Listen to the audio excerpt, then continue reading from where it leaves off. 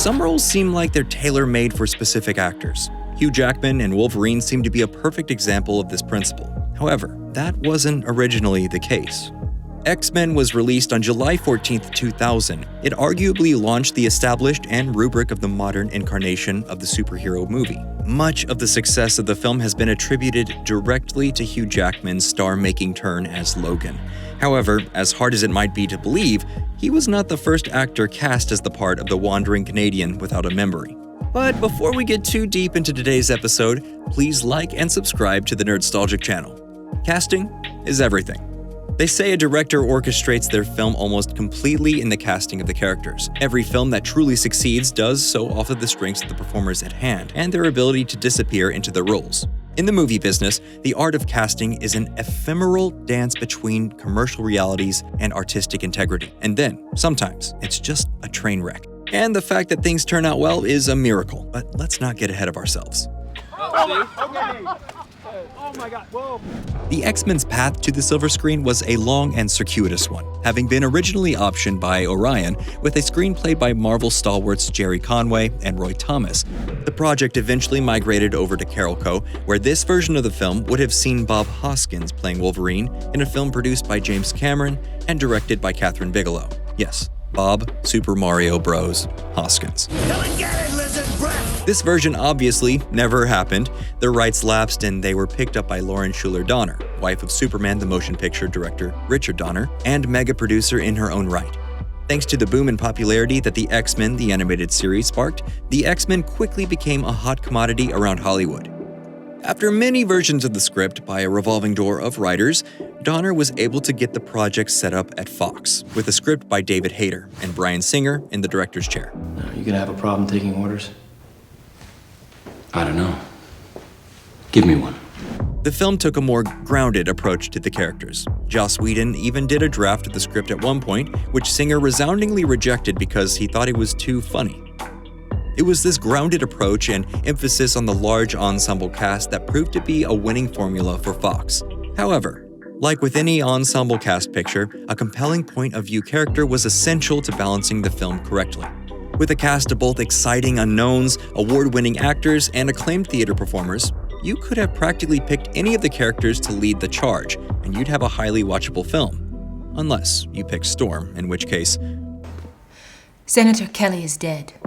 Bryan Singer's casting of the film could have been wildly different if things had played out slightly closer to the original plan, believe it or not. The studio wanted Terrence Stamp for Magneto, a battle Singer ultimately won. He ended up casting the apt pupil star Ian McKellen in the role. Prior to Halle Berry, the part of Aurora Monroe, aka Storm, had been offered to both Angela Bassett and Janet Jackson. The part of the X-Men's stoic leader, Cyclops, had been offered and accepted by Jim Caviezel. However, the future Passion of the Christ and Person of Interest star was forced to drop out at the last minute due to his prior commitment to a role in the now cult classic film Frequency. He was obviously replaced by James Marsden, who was so perfectly cast in the part but never truly got his moment in the sun. You gotta be careful. I might not be there next time. And now, we're finally here. The role that would make or break the movie. The POV character with a tragic past, heart of gold, and knives for fingers. James Howlett, aka Logan, aka Wolverine. Singer, who had been enthralled by Russell Crowe's turn in LA Confidential, approached him for the role. Crowe turned it down. However, he did suggest a fellow Australian leading man type, Hugh Jackman, a suggestion that was met with a resounding, "Who?" Prior to being cast as Wolverine, Jackman had appeared in a stage version of Oklahoma and some small reoccurring roles on Australian TV, specifically as Duncan Jones in Snowy River, The McGregor Saga, and Kevin Jones in Corelli. Despite having a knockout audition and screen test for the part, Hugh Jackman was deemed as not a big enough star for the part and was passed over in favor of Dougray Scott. You don't like him? How could you tell? Well, I am psychic, you know. Scott was most well known at the time, and probably still is, as the villain in Mission Impossible 2. Since that role, he's also been featured on the CW's Batwoman, Hitman, and My Week with Marilyn. At the time, he was known for his brooding intensity, tall, dark, and handsome good looks, and had a star that was decidedly on the rise.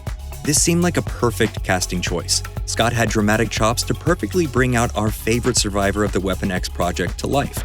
There was only one problem. Scott was already in production of MI2. and the production was experiencing wild delays and an unruly shooting experience for everyone involved. The budget on the picture had ballooned to well over $100 million, something that Paramount was desperately attempting to keep quiet. As Singer and company were putting the pieces together for X-Men, this was all quietly snowballing in the background. In order to meet their release date, Fox had no choice. They couldn't wait for Scott. They had to start production and hope that MI2 troubles would have sorted themselves out by the time they needed the once and future Mr. Howlett on set. He said he wanted me. I made a terrible mistake. X-Men began physical production on September 22, 1999, with Scott scheduled to arrive October 18th in order to begin shooting his scenes. On October 7th, Variety published a piece stating that Scott was still on set of MI2 and that tragedy had struck. Scott had endured a significant shoulder injury. He was still filming his part on MI2, but it was slowing production even further. This sent the X-Men production into a tailspin. They were in the middle of making a movie, and now they didn't have a main character. After much internal deliberation and substantial back and forth attempting to get Paramount to commit to releasing Scott by October 18th, Singer and company were forced to publicly announce that Dougray Scott would no longer be Wolverine. They were moving on in the hopes of finding a new Wolverine to star in the picture for them. Jackman was the runner-up for the part, obviously. But upon looking at his audition again and looking at the availability of the other actors in contention for the part, there was no other choice. In record time, the part was offered to Jackman. He agreed, and his deal was signed over a weekend, with him immediately flying to set in order to begin rehearsals. Sorry? You call that a landing? The set of X-Men was not a happy one. Scott's dropping out of the picture cast a dark pall over the production. The stars all kept to themselves, and it was a very tension-filled experience. Many of the stars, who are now close friends, have come out about the film's tumultuous production period, saying that it was not quite a positive experience. Ultimately, pain is temporary and film is forever though, as the film proved to be a massive success and Jackman's performance is often cited as a key contributing factor in that. Casting truly is everything. There's an old adage that says 9/10 of directing is casting. A film's whole tone and aesthetic can be fundamentally altered by what actors are put into what roles. The art of casting actors for specific roles, but then also casting the overall ensemble, is an art form in and unto itself. Hugh Jackman's Wolverine truly is the heart and soul of the X-Men franchise. His emotionally broken and brooding performance was an instant success. He perfectly captured what so many fans of the character had yearned to see on screen. Yeah, sure, he was a good foot taller than Wolverine in the comics, but who cares?